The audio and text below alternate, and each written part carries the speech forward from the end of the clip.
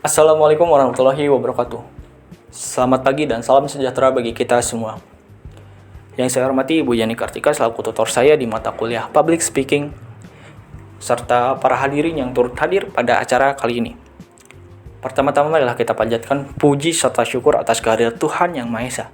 Karena atas kehadiratnya, sehingga kita dapat diberikan kesehatan, sehingga dapat berkumpul pada acara kali ini.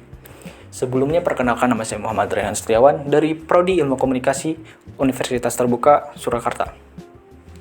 Izinkan saya di sini menyampaikan pidato, dan tema yang akan saya bawakan hari ini adalah kualitas sumber daya manusia menurun di tengah populasi yang semakin meningkat.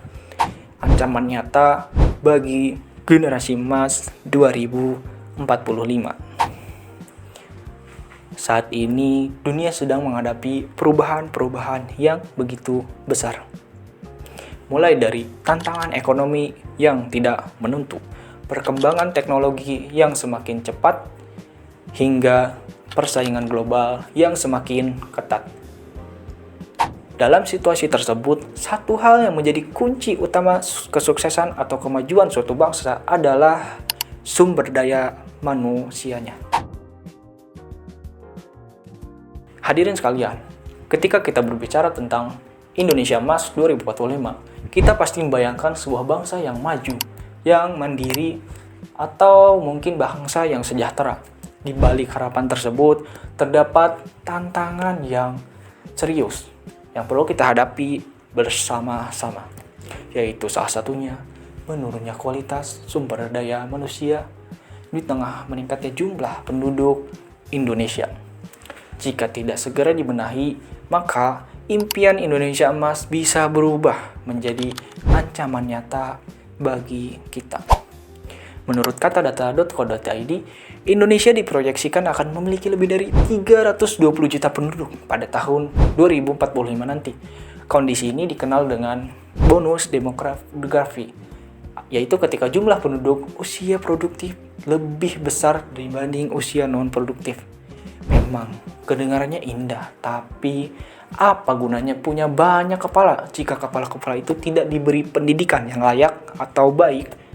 Apa gunanya punya banyak tenaga kerja kalau lapangan kerja aja tidak tersedia? Mungkin kita bisa bangga dengan tingginya angka kelulusan tiap tahun. Ini bukti nyata bahwa bonus demografi bukan jaminan keberhasilan. Ia bisa menjadi ancaman jika tidak dikelola dengan serius. Data Badan Pusat Statistik tahun 2025 menunjukkan angka pengangguran yang masih tinggi di kalangan lulusan SMA dan SMK. Resiko itu bukan ancaman jauh di 2045, melainkan kenyataan yang sudah kita hadapi hari ini. Padahal angkatan mereka lah yang seharusnya mengisi dan menggerakkan lebih dari 320 juta penduduk produktif di 2045 yang nanti. Kalau bukan mereka, lalu siapa yang akan menjadi aktor kesuksesan Indonesia Emas 2045? Hadirin yang saya hormati, kenyataannya mutu sumber daya manusia kita masih berada di bawah rata-rata negara-negara ASEAN. Mengutip dari Next Indonesia, minimnya kelulusan pendidikan tinggi dan lemahnya keterampilan kerja membuat fondasi kita masih sangat goyah. Padahal bonus demografi hanya akan berubah jadi kekuatan nyata apabila ditopang oleh sumber daya manusia yang cerdas, kompeten, dan siap bersaing.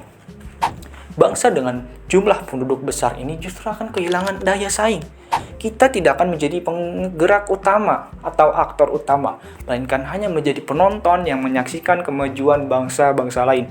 Itulah resiko terbesar jika bonus demografi ini gagal kita kelola. Bukan sekadar melewatkan kesempatan, tapi kita akan kehilangan arah masa depan bangsa.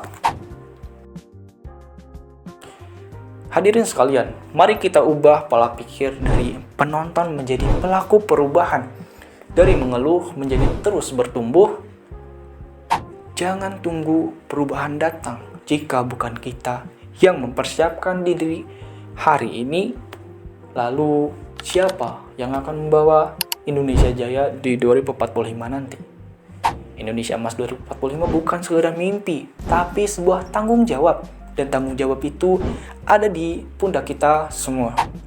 Mulai dari diri sendiri karena perubahan besar diawali dari langkah-langkah kecil. Kita bukan hanya generasi penerus bangsa, tapi juga generasi pemersatu bangsa. Mari kita wujudkan Indonesia Emas 2045.